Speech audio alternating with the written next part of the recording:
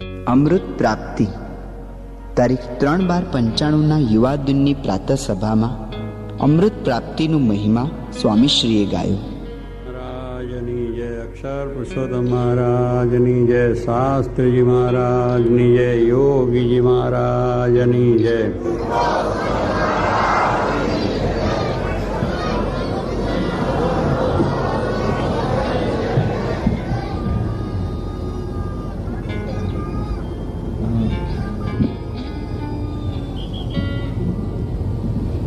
નિષ્કાળાનંદ સ્વામીએ જેમ કહ્યું છે કે કોણ જાણે આ કેમ થયું આવ્યું અને ચીત્યું છું. ઢાળો અલૌકિક ઢળી ગયો મળ્યા હરિમુખો મુખ. આ નિષ્કાળાનંદ સ્વામીનું વચન છે કે કંઈ આપણને ખબર નથી, કંઈ આપણા પ્રયત્નો નથી થતાં શ્રીજી મહારાજ દયાએ કરીને આ લોકમાં પધાર્યા અને એ મહારાજનો આપણને આશરો થયો અને એવા ગુણાત્યાન સ્વામીને પણ સાથે લાવ્યા અને પરંપરામાં યોગીજી મહારાજ આપણને મળ્યા, શાસ્ત્રી મહારાજે આપણને આવું જ્ઞાન આપ્યું. એટલે એક બહુ જ મોટી મહારાજની કૃપા આપણા પર થઈ છે કે આવું જે જ્ઞાન અને એવા દિવ્ય પુરુષનો આપણને યોગ થયો કે જેથી કરીને આપણા જીવનની અંદર જે કંઈ આપણે કાર્યો કરીએ એમાં પણ સુખ ને શાંતિ રહે અને પારલૌકિક સુખ પણ પ્રાપ્ત થાય. અને જેમ સ્વામી કહે છે કે બગાસું ખાતા સાકરનો કાંગરો કામમાં મોઢામાં આવી જાય અને ગરપણ જેમ આવે એમ આપણો જન્મ ને એ વખતે આ પુરુષોનું પ્રાગટ્ય એ બેયનો એક સંબંધ થઈ ગયો અને એ સંબંધ થયાથી આપણને એવું દિવ્ય સુખ પ્રાપ્ત થયું છે. એક બહુ મોટો લાભ આપણે થયો. જો સમજાય તો સ્વામી જોગી મહારાજ કહેતા કે ભેટમ ભેટા ને ન સમજાય તો છેટમ છેટા. આપણને આવો જે મહિમા છે એ મહિમા સમજાય, એમના આદેશ મુજબ આપણું જીવન થાય, એમની પ્રસન્નતા આપણા જીવનમાં પ્રાપ્ત થાય તો ભેટમ ભેટા છે. તો આપણને આ લોકને પરલોક બે સુખ ને શાંતિ પ્રાપ્ત થાય છે. પણ જો એમાં આપણે એમને ન ઓળખી શક્યા અને એમને ન જાણી શક્યા તો પછી છેટમ છેટા છે. જેમ ગુણાત્યાન સ્વામી વાતમાં કહ્યું કે યાદવો છે નિરંતર અભાગ્યા. યાદવો ભગવાન કૃષ્ણ પરમાત્માનો જે વંશ કહેવાય, જેના કુળમાં ભગવાન કૃષ્ણ અવતર્યા હતા એ યાદવ કુળ કહેવાય. તો એ યાદવોને આ પ્રમાણે નિરંતર અભાગ્યા ગયા, કારણ કે ભગવાન એમના કુળમાં જન્મ્યા હતા. એમનો આટલો બધો ઐશ્વર્ય પ્રતાપ જોયો. ભગવાને બહુ નાનપણથી જ ચરિત્રો કર્યા. બધા અસુરો છે એમનો એ સંહાર કર્યો, અનેક લીલાઓ કરી, ભક્તોને સુખ આપ્યું, ગોવર્ધન ધાર્યો, કાળી નાગને નાથ્યો. હવે બધા ઘણા દિવ્ય ચરિત્રો એમને કર્યા. પણ છતાં યાદવોને એમ જાણે કે આપણા કુળમાં એક ડાયો સારો છોકરો થયો છે, પણ ભગવાન છે કલ્યાણ કરવા આવ્યા છે એવી ભાવના ન થઈ અને એમને એમ જ રહી ગયા. છેવટ સુધી એમને ભાવના થયો તો કે છે એમને આ પ્રમાણે ભગવાનને ઓળખી ન શક્યા તો અભાગ્યા રહી ગયા. એમ સ્વામી કહે છે કે આપણે પણ મહારાજ આ લોકમાં પધારે, આમાં દિવ્ય ચરિત્રો કર્યા, અલૌકિક ભાવ કર્યો, અનેક સાધુઓ કર્યા, મહારાજ અનેકને સમાધિ કરાવી, અનેક આવા જે માણસોનું પરિવર્તન કર્યું કે જે કાઠી એવા બધા ભાઈઓ કે જેમને આ પ્રમાણે સત્સંગી બનાવ્યા, જેના હાથમાં ભાલા ને બંદૂક ને એ તલવારો હતી એને માળા હાથમાં આપી દીધી. એ આખું પરિવર્તન કરી નાખ્યું અને મનુષ્યોની અંદર આવી રીતના સદાચારની વૃદ્ધિ કરી. આવી જે એમની ભગવાનનો પ્રતાપ છે છતાં પણ કેટલાક ન ઓળખી શક્યા અને એમને પણ એમને રહી ગયા. વડોદરાના દિવાન છે, વિસનગરનો સુબો છે, અમદાવાદનો સુબો છે, આવા બધા ઘણા ભગવાન શ્રીજીમાંનો પ્રતાપ જોયો તો પણ ઓળખી શક્યા નહીં. અને બીજા પણ ઘણા એવા હતા જે ઓળખી શક્યા નહીં કે આવું જ્યારે દેખે છે છતાં ઓળખાતું તો તારા ભાગ્ય જેવું જ કહેવાય ને. એટલે સ્વામી મહારાજ કહે છે આપણે પણ, ગુણાત્યાન સ્વામી કહે છે કે આપણે પણ આ રીતે આવું જો સમજીએ તો આપણને એનું દિવ્ય સુખ આવે. પણ જો નહીં તો અભાગ્યા રહી જાય કે કે તો સાથે રહ્યા છતાં ઓળખી શક્યા નહીં, જાણી શક્યા નહીં. એટલે આ બધી મોટી વસ્તુ છે. એટલે કોણ જાણે કેમ થયું આવ્યું અનિચિત્યું સુખ, કે આપણે અનિચિત્યું સુખ મળી ગયું છે, કે ચિંતન નથી કર્યું, એનો દાખલો નથી કર્યો. પણ ભગવાન શ્રીજી મહારાજે પોતે સંકલ્પ કર્યો કે અક્ષરધામમાંથી પોતે આપણે અહીં પધાર્યા આપણને સુખ આપવા માટે, અને આપણા જેવા થઈને પાછા. કારણ એ તો દિવ્ય છે, મહાન છે, એને આપણે જોઈ શકીએ નહીં, સમજી શકીએ નહીં, એવી એમની મહાનતા છે. પણ એ આપણા જેવા એટલે મનુષ્ય જેવા થયા તો સુખ આપણને આવ્યું. જેમ અર્જુનને વિશ્વરૂપ ભગવાને દેખાડ્યું તો અર્જુન થથરી ગયો, ભાઈ મારે આ સ્વરૂપ જોઈ શકાશે નહીં, મને સુખ પણ નહીં આવે. હવે બહુ મોટું વિશાળ સ્વરૂપ જબરજસ્ત, હવે એનું મોટા હાથ ને પગ ને આંખોને દૂર હોય કેટલું બીજામનું લાગે. એટલે એ જોઈ ન શક્યો, ભક્ત હતો પણ છતાં ન જોઈ શક્યો. ભગવાન તમારું સ્વરૂપ જેવું હતું મને દેખાડો, પાછા મનુષ્ય રૂપે આવ્યા તો એને સુખ આવ્યું છે. એમ ભગવાન હવે મહાન એમનામાં ઐશ્વર્ય પ્રતાપ રહેલું છે, સાથે આવે તો આપણે એમનું સુખ ના આવે. મનુષ્ય રૂપે થઈને આવે તો સુખ આવે છે. સૂર્ય છે અત્યારે કેટલો પ્રકાશ છે, આટલો દૂર છે છતાં પણ આપણે એટલી બધી ગરમી આપે છે કે આપણે સહન ન થઈ શકીએ. હવે એ સૂર્યને મળવું હોય તો આપણે કઈ રીતે મળી શકીએ? વળીને ભસ્મ થઈ ગઈ, એનો પ્રકાશ આપણે જેરવી ન શકીએ. કુંતાજીને પણ જ્યારે સૂર્યનો મંત્ર હતો અને એ આવ્યા તો મનુષ્ય રૂપે થઈને સૂર્ય આવ્યા તો કુંતાજીને સુખ આવ્યું. જો એના એવા આવા એનો જે આ જે પ્રકાશ છે એની સાથે આવે તો વળીને ભસ્મ થઈ જાય. પણ સૂર્યનારાયણે પોતાના પ્રકાશને ઢાંકીને અને સૌમ્ય રૂપ થઈને ઠંડા એમને મનુષ્ય રૂપે આવ્યા તો કુંતાજીને લાભ થયો. એમ ભગવાન જો એવી રીતે આવે તો આપણે કંઈ સહન કરી શકીએ નહીં. પણ ભગવાન પોતાનું ઐશ્વર્ય પ્રતાપ છુપાવીને મનુષ્ય જેવા થઈને આપણી સાથે બાળક જેવા બાળક, યુવાન સાથે યુવક, મોટાઓ સાથે મોટા, ગરીબ સાથે ગરીબ, તવંગર સાથે તવંગર, આવી દરેક બુદ્ધિવાળા જોડે બુદ્ધિવાળા, અભન સાથે અભન, આવી રીતે વર્તી અને ભગવાને સુખ આપેલો. કાઠી દરબારો સાથે રહ્યા, કંઈ ભણેલા નહીં, કરેલા નહીં, કંઈ નહીં. એ જીવનું સારું કરવા માટે એમની સાથે ડાયરામાં બેસીને એમની જેવી વાતો કરી અને એ જ રીતે કરાવી અને આ ભગવાનને માર્ગે લઈ લીધા. એવા અનેક મનુષ્યોને કાર્યો. એટલે કહેવાનું શું છે કે એવા ભગવાન થઈને એની માટે એને એ જ થાય પોતાના વિશે એવી ક્રિયા કરીને એવી સાથે વાતોચીતો કરીને એ જ કરાયું. ભગવાનને સંત છે એ આપણા જેવા થઈને શા માટે? કે આપણને એ જ થાય એટલા માટે. એમને આપણી પાસે કંઈ જોતું નથી, આપણી પાસે કંઈ લેવું પણ નથી, કારણ કે એમને જ આ બધું આપેલું છે, પછી એમને ક્યાં જરૂર છે. પણ છતાં આપણને એ જ વધે અને આપણું કલ્યાણ થાય એટલા માટે આવી રીતે પોતે વર્તે છે. સામાન્ય મનુષ્ય એવા, ક્યાં કીડીને ક્યાં કુંજર, બેનો મેળાપ થવો બહુ ભારે છે. કીડીને હાથી બેને મળવું હોય તો મળી ન શકાય. કીડી છે એ તો બહુ નાની છે, હાથીના પગમાં કેટલી કીડીઓ કચરાઈ જાય. એ બોલા હુંડે કરીને ફૂંક મારે તો કેટલી ઉડી જાય. પણ એ હાથી જ્યારે પોતે કીડી જેવો થાય તેને મળવાનું સુખ આવે, દર્શનનું સુખ આવે, સમાગમનું સુખ આવે. એમ ભગવાન પણ આપણા જેવા થાય અને આપણને બધી રીતે અનુકૂળ થાય તો આપણે એને મળવાનું થાય, દર્શનનું સુખ આવે, કથા વાર્તાનું સુખ આવે, પ્રસાદીનું સુખ આવે, બધા સુખ આપણને આવે.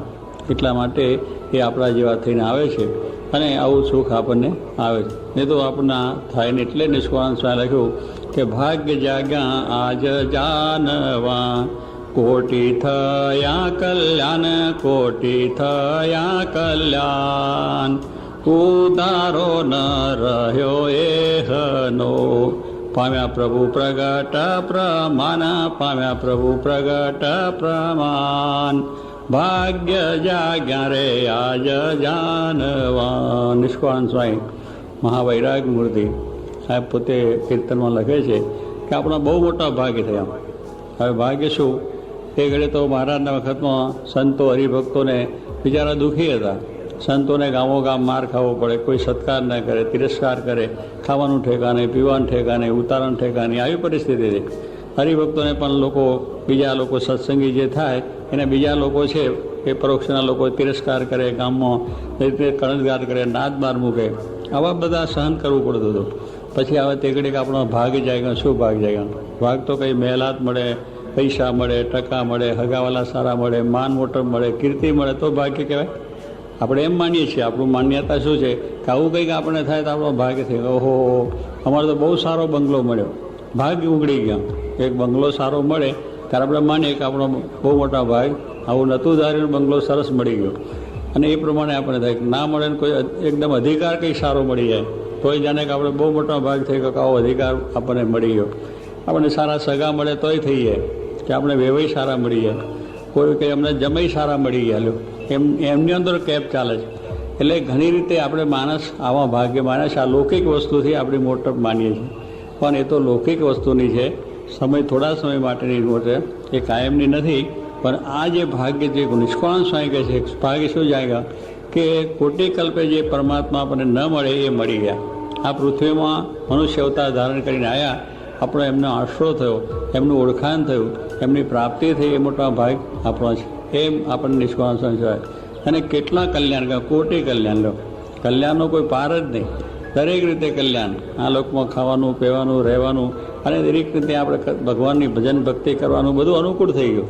એટલે આપણું એ પ્રમાણ છે ને.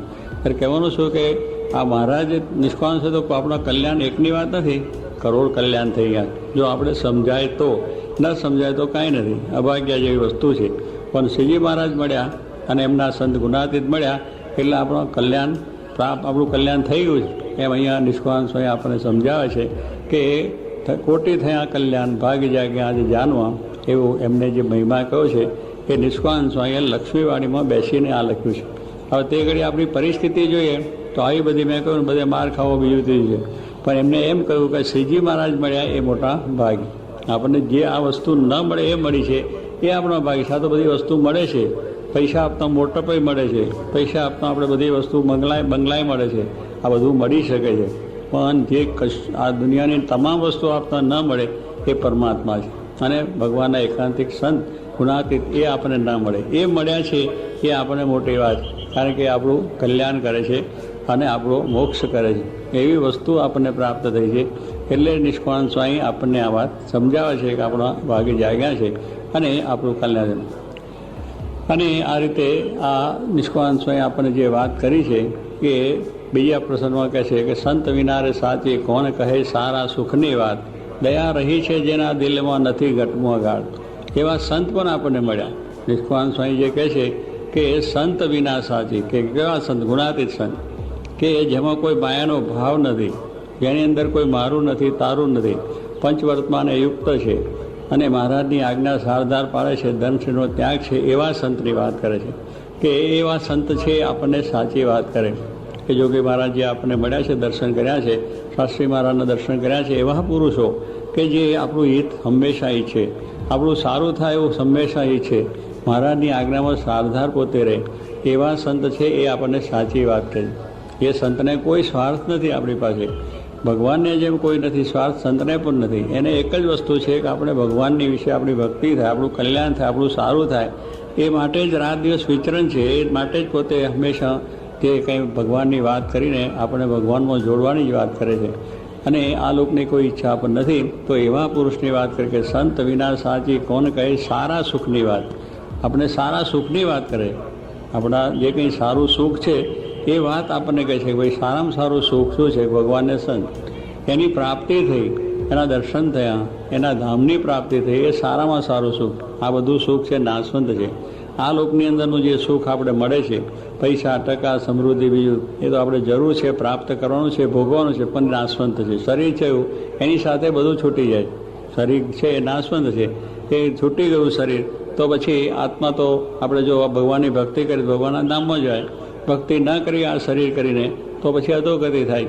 તો શરીરની સાથે બધી વસ્તુ, પૈસા, ટકા, બંગલા જતા રહે છે. એટલે સારું સુખ નથી, સાચું સુખ નથી. સાચું સુખ એ સારું સુખ કે જે આપણને ભગવાનનું સુખ પ્રાપ્ત થાય, ભગવાનના ધામની પ્રાપ્તિ થાય, એ સારું સુખ છે. એટલે સંત વિના સાચી કોણ કહે સારા સુખની વાત. સાચી વાત એ ભગવાનને સંતની વાત એ સાચી છે, એના થકી કલ્યાણ છે. અને સારું સુખ પણ એ જ છે, ભગવાનને સંત જે આપણને વાત કરે છે એ સુખ જ સાચું છે, એવું સારા સુખની વાત કરે છે.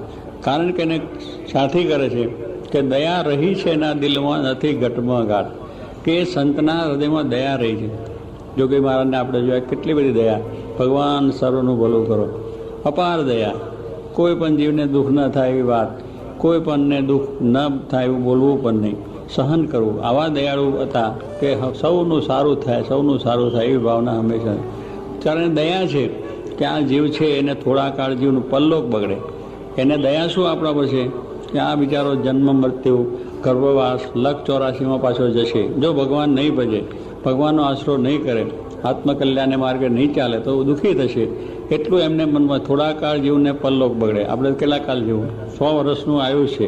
100 વર્ષના આયુષ્યમાં પૂરું કરી શકતા નથી. વચ્ચે કેટલાક જન્મીને તરત મરી જાય છે. કેટલા વર્ષે, 2 વર્ષે, 5 વર્ષે, 10 વર્ષે, 15, 25, 50, 60, 70 કે 80 એટલું આપણે જીવીએ છીએ. કોઈ પરિવાર દયાળુ હોય છે, પુણ્યશાળી હોય તો સેન્ચુરી પણ મારે છે કે 100 વર્ષ પણ કરી નાખે છે. એવાય પણ ઘણા છે 105 ને 10 વર્ષ સુધી પણ પહોંચે છે. કહેવાનું શું છે કે 100 વર્ષનું આયુષ કળિયુગમાં લખ્યો છે, એથી વધારે નથી. પણ એની અંદર વર્ષ જોવા જાઓ તો આપણા અત્યારે 65, 70, 75નો એવરેજ આપણને આવે. વધારે જીવી શકીએ. હવે એની અંદર જઈને આપણે શું કરી લેવાના કે આ લોકની અંદર કેટલું પામી શકવાના કે આપણે આ બધું બંગલા, મોટર, ગાડીઓ બધા વિચાર કરીએ, મહેનત કરીને કેટલું પામી શકવાના. મહેનત કરીએ તોય પણ આપણું પૂરું થાય એવું નથી.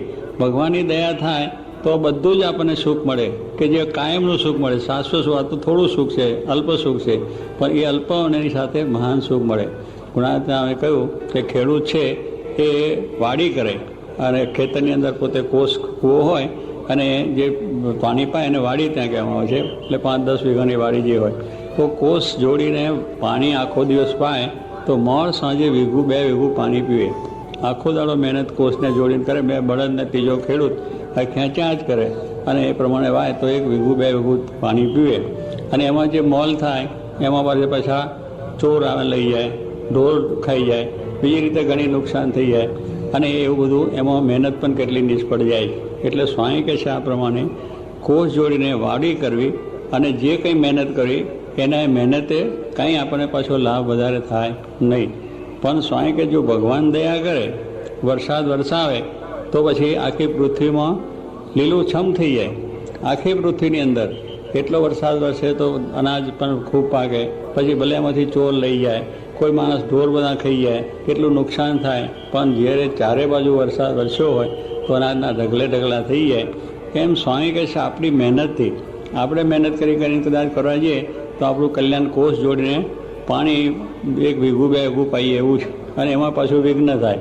એટલે આપણા કલ્યાણ માટે આપણા હાથ પગથી કે આપણા દેહથી કે આપણા મનથી ગમે તેટલું તપ ત્યાગ કરીએ તો પૂરું થાય એવું નથી. પણ ભગવાન જો દયા કરે અને આવે કે મારાનું કલ્યાણ કરવું છે, આપણે એનો આશરો થાય, એની આજ્ઞા પાડીએ તો આના જન્મે આપણું કલ્યાણ થઈ જાય છે. એટલે આવી એક ભગવાનની દયા છે. એટલે કહ્યું કે દયા રહી છે જેના દિલમાં કેવા સંત ગુણાતી છે ને દયા રહી છે કે થોડા કાળ જીવને પરલોક ન બગડે. આપણું પરલોક ન બગડે એ ખાસ ધ્યાન રાખે. આ લોકના એમના આશીર્વાદ છે એટલે આપણને સુખ સંપત્તિ મળે છે, આપણને બીજી રીતે પણ એ આશીર્વાદ આપે છે. પણ એ સાથે આશીર્વાદ આપીને એમને કરાવવું શું છે ભગવાનને સંતમાં એ કે સ્વામી કહે છે આપણને એ રમાડી જમાડીને આશીર્વાદ આપીને આ લોકના સંકલ્પ પૂરા કરીને પણ કરવું છે એમને આ વસ્તુ. એમાં એને નથી. જેમ બાળક રડતું હોય તો એને ઘૂઘરો આપે, અગર સાકર આવે, પતાસો. અત્યારે આપણે પેલું આપણે છે ને શું કહેવાય,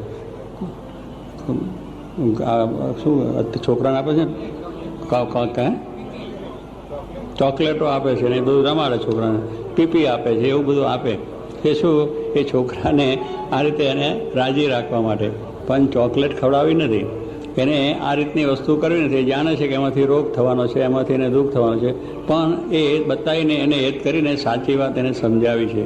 જેમ નિષ્કુળાનંદ સ્વામી પછી આગલી વાતમાં કહે છે કે જેમ જનુને હૈયે હેત છે સદા સૂતની સાથ, સદા સૂતની સાથ, આરોગી કરવા અર્ભકને પાયે કળવે રાખવાથ, પાયે કળવે રાખવાથ, સંત વિના રે સાચી કોણ કહે. નિષ્કાંત સ્વામી આગળ લીટીમાં કહે છે, કડીમાં કહે છે કે જેમ જનુરીને એટલે માતાને બાળક પર બહુ હેત હોય. બાળક નાનું જન્મે ત્યારે એને વાલ કરે, રમાડે, કરે, બીજું ત્રીજું, અને એ બાળકને નિરોગી બનાવવું છે, એને રોગી નથી રાખવું. એટલે પહેલેથી એનો ખ્યાલ રાખે.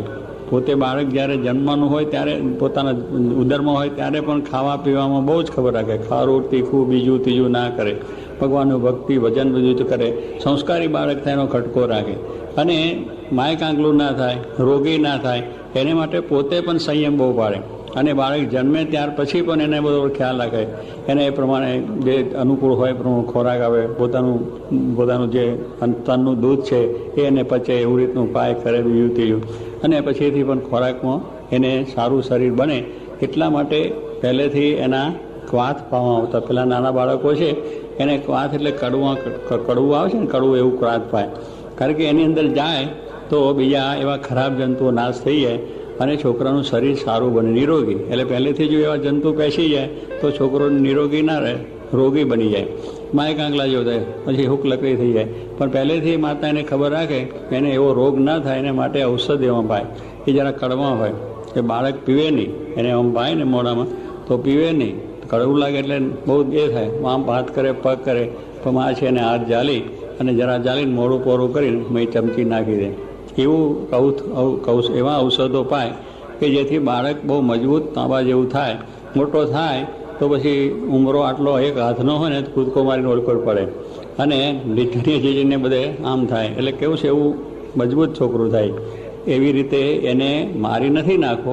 ઔષધ પાતી ઘડે દુઃખ તો થાય છે બાળકને, પણ એને દુઃખી નથી કરો, પણ એનું શરીર સારું થાય એટલા માટે. બાળક મોટો થાય એટલે ખબર પડે કે મારી માતાએ મને જે કડવું પાયું બહુ સારું થયું કે આજે મારું શરીર સારું છે. એમ ભગવાનને સંતને પણ આપણને કડવું ઔષધ એટલા માટે પાય છે કે ભગવાન ભજો, વ્યસન મૂકો, સ્વભાવ મૂકો, પ્રકૃતિ મૂકો, આ જાતના દૂષણ મૂકો, અવગુણ અભાવ મૂકો, મહિમા સમજો. આ બધી વાત સાથી કહે છે. એ ઔષધ કડવા લાગે કે આપણને આ ભગવાન ભજવાનો મારે કડવો લાગે, સત્સંગ કરવો કડવો લાગે છે, પાઠ પૂજા કરવું કડવું લાગે, સત્સંગ સભામાં આવવું કડવું લાગે, રવિવારની સભામાં આ બધું કડવું લાગે. પણ જોગી મહારાજે જે વાતો કરી છે, મહારાજે વાતો કરી છે, ગુણાર સ્વામી શાસ્ત્રીમાં યોગી મહારાજે એટલા માટે કરી છે કે આપણે આ બધું છે એ અત્યારે આપણને સારું નથી લાગતું, પણ જ્યારે આપણને જ્ઞાન થશે ત્યારે થશે કે નહીં બરાબર સારું થયું ને કે આ જગતમાં ક્યાંય અટવાઈ પડે અને લખ 84માં જાત ને મહાદુઃખી આપણે થાય એવું આપણને લાગે અને એ દુઃખ આપણે થઈ જાય. ત્યારે કહેવાનું શું છે, આ છે કડવી વાત. એટલે સંતને છે એ આપણા પર હેત છે માટે કડવું લગાણી કહે. આપણા સ્વભાવ પર વાત કરે, માનનો સ્વભાવ તો માન ઉપર વાત કરે, આપણામાં ઈર્ષા હોય તો ઈર્ષા પર વાત કરે.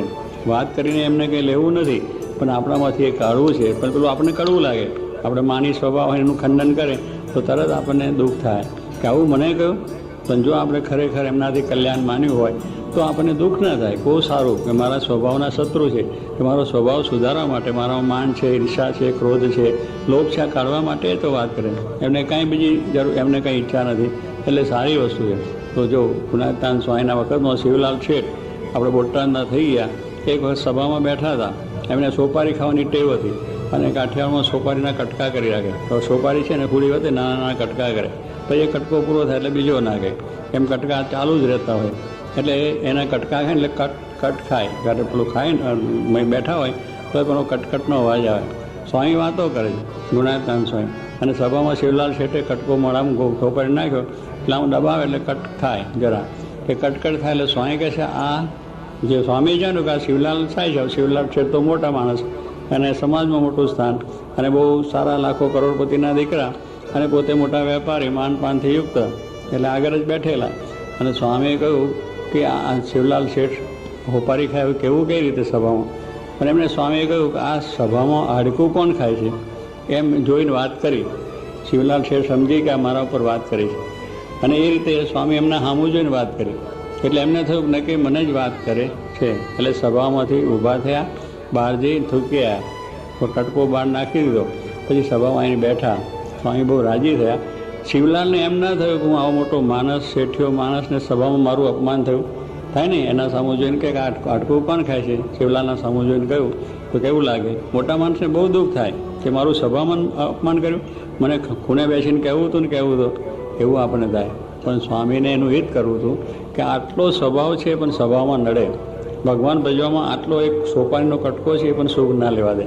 સ્વામી કે આપણે થોડું નાનું વ્યસન હોય તો કહે છે ને બીડી કેટલી હોય? આટલી જ હોય. આપણી બીડી છે આ દેશમાં વારે છે આટલી નાની હોય. પણ સ્વામી કે પીવાનો સ્વભાવ હોય તો આવી સભા ચાલે છે, આમાં દર્શન થાય ને તો તૈનમંડી કાંઈ ઊભી કરે, ઉઠ બીડી પીવીશ, ઉઠ બીડી પીવીશ, તે લઈ આવે ઓલી કોર જઈ ચાદરું બીડી જઈને પીને પાછો આવે. એટલે આ સ્વભાવ નડે છે આપણને. પણ એ સ્વભાવ મોટા પુરુષ મૂકા કે ભાઈ બીડી મૂકી દે ને, આટલું શું વાર તૈનમંડી કાંઈ ઊભી કરે છે અને ત્યાં જઈને આપણો સ્વભાવમાં આવો લાભ આવા દર્શન મૂકીને જાય છે. એવા સ્વભાવો આપણને કાઢવાના તો આપણને દુઃખ ન થાય જો આવો મહિમા સમજાવે કે એ આપણા સ્વભાવના શત્રુ છે, પણ આપણા શત્રુ નથી કલ્યાણ કરવા માટે. તો સ્વભાવને આપણે મૂકી શકીએ, સ્વભાવને કાઢી શકીએ. એટલે આ પ્રમાણે દયા છે એમના દિલની અંદર કે આ જીવનું સારું થાય એટલા માટે આપણા સ્વભાવ પ્રકૃતિ ટાળવાની વાત કરે છે અને સર્વ પ્રકાર આપણને સુખ્યા કરે છે. એવી રીતે શ્રીજી મહારાજે પણ ઘણાના સ્વભાવ પ્રકૃતિ કાઢ્યા છે.